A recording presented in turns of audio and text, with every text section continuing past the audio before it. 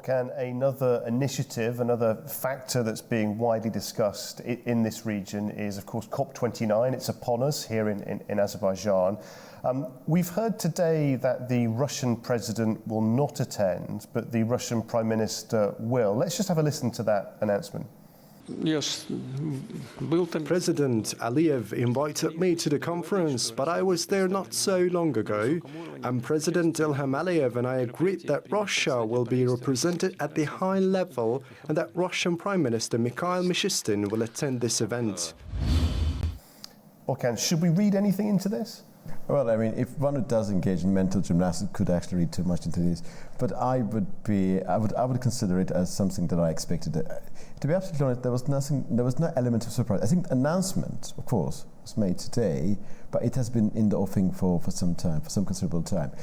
One element there is that Vladimir Putin scaled back on his international journeys over the past few years. We understand that. We also know that, by the way, he will not attend G20 late November in Brazil. COP20 is another important development when we will be dealing with the issues of climate change and so forth. So, bearing in mind Putin's general tendency not to attend big events, I'm not surprised. And number two reason why I'm not surprised, because Vladimir Putin was here in August, and if there was any important bilateral meeting that should be conducted between President Aliyev and Putin, that meeting was conducted in August, so there was no extra motivation for him to be here. And with all due fairness, the Prime Minister Mishustin will be here, and it's very important that all actors, whatever difference between international actors may be, all actors involved, they must be involved at COP29, because the challenge that we're facing is of global nature, it's of universal nature, and isolating one country would be misguided. So I'm very hopeful about COP29, and I'm not particularly surprised about Putin's decision not to come, announcement not to come, and I wouldn't read too much into it.